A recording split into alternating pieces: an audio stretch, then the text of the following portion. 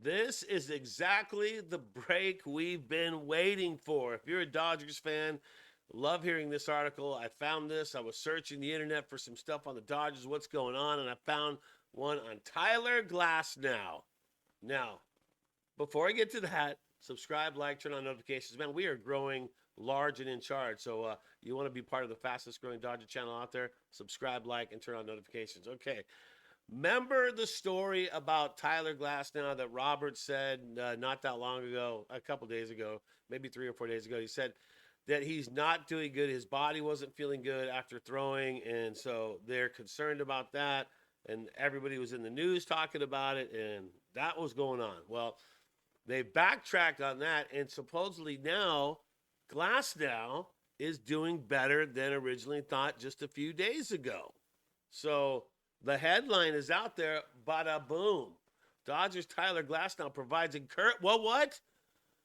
Thank you. Can something be encouraging, especially when we just get skunked in St. Louis? And love to have some encouraging injury update, return timeline for Glasnow. Oh, Roberts was a Debbie Downer a few days ago on this thing, but glad to see that things are going good. So, what does Glasnow say? This is straight from Tyler right here.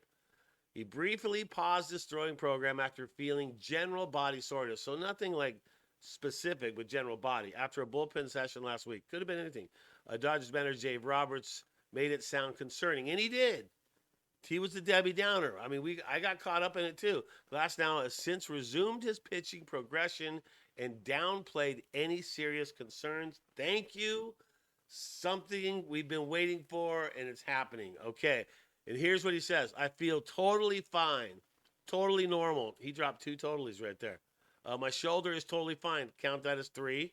That issue I haven't felt since I started throwing. It was fine. It was just, I think, a precaution. I felt totally fine. I'm good to go. Okay, put him in. Put him in. We're depending on Robleski. Bless the guy. I'd like to see him do good. We're depending on Knack. We're depending on Gosselin. We're depending on Kershaw being able to come back and do his thing. And it was just we're not getting the results that the Dodgers would like. Now, hey, granted, Dodgers are in first place by one game still, so there's no reason to start sounding off alarms. Probably what the third best record or something in baseball. So it's not worth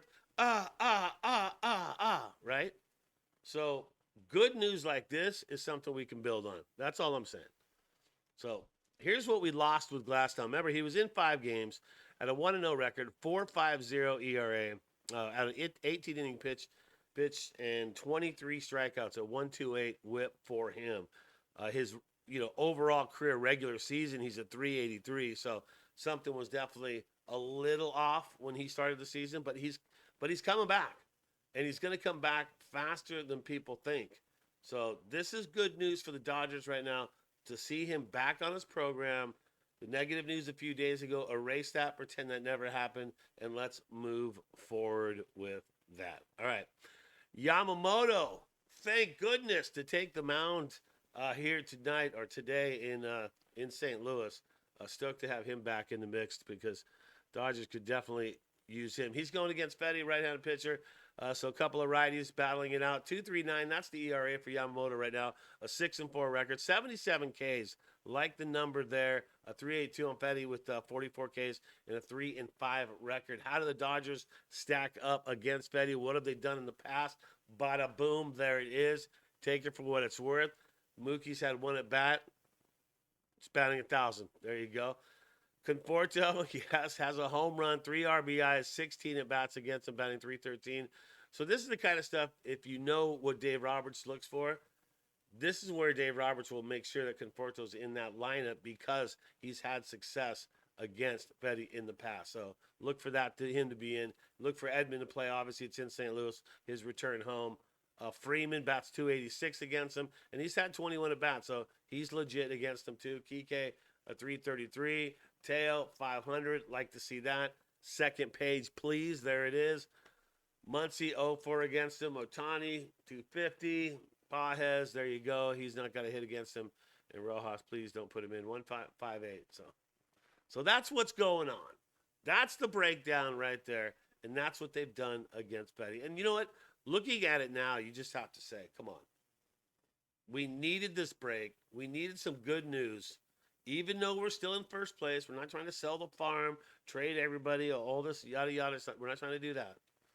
But we're just trying to move forward and get some W's, right? And so with Yamamoto on the mound tonight, I got to think, or today, that is going to happen. Okay, what's the latest on Sasaki? Everybody wants to know, when is he coming back? Well, remember, he's been on the 15-day. He's been playing catch, so he's not doing bullpen or anything like that. They say the earliest, the absolute earliest that we could see Sasaki back on the mound in Dodger Blue would be late June. So late June, there you go. Snell is set to throw a bullpen session. That's going to happen in San Diego when the Dodgers travel from St. Louis and go to San Diego. Look for Snell at that point to get in a bullpen session in San Diego. And the latest on bullpen stuff, Michael Kopech, Kirby Yates, everybody's been talking about them returning soon. Kopech had struggled in OKC, was giving up a bunch of walks, but then now he's been trending better. So in his rehab assignment did not go as well as it could have. So he's looking to improve on that. But it looks like he could be going into the bullpen very, very soon. Same with Kirby Yates. And Kirby Yates, returning soon, will probably even avoid a rehab assignment. He might just be able to go straight to the Dodgers and get things done. So that is how it's looking right there. You just got to hope that everything comes together. But it goes back to what I said. And I've said this probably in I don't know how many videos. It comes down to the perfect storm's coming. I've heard a lot of other announcers bring this up. But I've been bringing this up ever since all the injuries started to plague the Dodgers. And I still mean that this is going to happen. The blue hurricane, whatever you want to call it, the perfect storm, I don't care. But these guys are coming back. And you can be wowsy woo and bummed out and said, oh, Dodgers can't do this. But your Dodgers are in first place right now. So you got to always remember that. We just got to try and win some series. That's it, right? But you're going to get the perfect storm back where all these guys are going to come back at the right time, firing on all cylinders, and propel the Dodgers into the postseason after the All-Star break all the way through. Some might come back before. We might see Sasaki before the All-Star break, which is, mid-July, like July 15th or something like that.